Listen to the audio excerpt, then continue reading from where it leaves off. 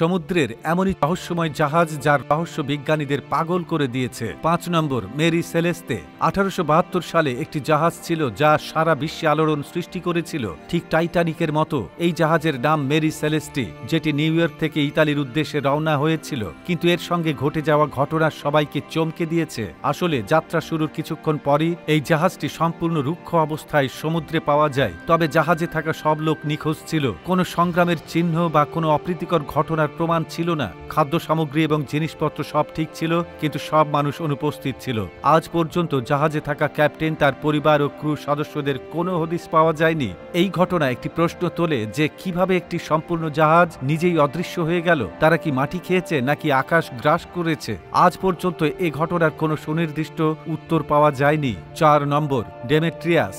জাহাজ ডেমেট্রিয়াস একটি গ্রিক জাহাজ যা রহস্যজনকভাবে ১৯৮১ সালে সমুদ্র সৈকতে প্রতিষ্ঠিত হয়েছিল। এই জাহাজের মজার গল্প হলো এটি কোনো দুর্ঘটনা ছাড়াই সমুদ্রের তীরে অবতরণ করে এবং এখানে কয়েক দশক ধরে দাবিহীন অবস্থায় পড়ে থাকে। কেন এবং কিভাবে জাহাজটি এই অবস্থায় ফেলে দেওয়া হয়েছিল সে সম্পর্কে কোনো সুনির্দিষ্ট তথ্য পাওয়া যায়নি। কিছু লোক বিশ্বাস করে যে এটি জলদস্যুদের দ্বারা পরিত্যক্ত হয়েছিল, যখন অন্যরা এটিকে একটি ব্যর্থ চোরাচালানের প্রচেষ্টার সাথে যুক্ত করে। জাহাজের ধ্বংসাবশেষ এখনো সেখানে রয়েছে এবং পর্যটকরা তা দেখতে আসেন, কিন্তু এর আসল ঘটনা কি তা আজ পর্যন্ত রহস্যই রয়ে গেছে। ৩ নম্বর, এই টানেলের সবচেয়ে ভয়ঙ্কর ও রহস্যময় জাহাজের কথা যদি বলি তাহলে অবশ্যই টানেল ম্যাডামের নাম নেওয়া হবে। এই জাহাজ সম্পর্কিত গল্পটি খুবই অদ্ভুত এবং ভীতিকর। ১৯৪৭ সালে এই জাহাজ থেকে একটি জরুরি বার্তা পাওয়া যায় যে পুরো ক্রু মারা গেছে। এরপর যখন উদ্ধারকারী দল জাহাজের কাছে পৌঁছায়, তারা যা দেখেছিল তা যে কোনো সাধারণ মানুষকে নাড়া দিতে পারে। সমস্ত ক্রু সদস্যদের মৃত অবস্থায় পাওয়া গিয়েছিল এবং তাদের মুখে ভয়ের ছাপ ছিল, যেন তারা তাদের মৃত্যুর আগে খুব ভয়ঙ্কর কিছু দেখেছিল। কেউ জাহাজে কোনো ক্ষত বা সংগ্রামের চিহ্ন খুঁজে পায়নি। এটি আরও রহস্যময় করে তুলেছে। আজ পর্যন্ত কেউ এই জাহাজের রহস্য জানতে পারেনি এবং এই ঘটনাটি এখনো বিজ্ঞানীদের কাছে একটি ধাঁধা হয়েই রয়ে গেছে।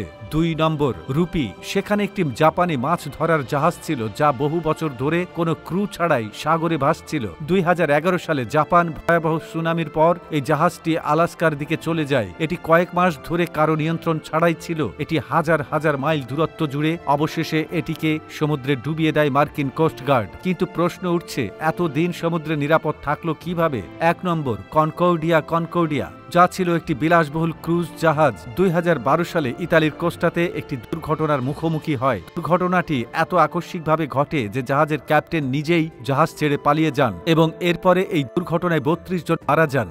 দুর্ঘটনার কারণ নিয়ে অনেক জল্পনা কল্পনা থাকলেও প্রকৃত কারণ সম্পর্কে এখনো কোনো সুনির্দিষ্ট তথ্য পাওয়া যায়নি। আজও এই জাহাজটি সমুদ্র তীরে অর্ধেক ডুবে আছে এবং এর ধ্বংসাবশেষ দেখতে হাজার হাজার পর্যটক এখানে আসেন। এই জাহাজ দুর্ঘটনা এতটাই বেদনাদায়ক ছিল যে পরবর্তীতে এই ঘটনা নিয়ে অনেক তথ্যচিত্র, এমনকি অনুপ্রাণিত সিনেমাও তৈরি করা হয়।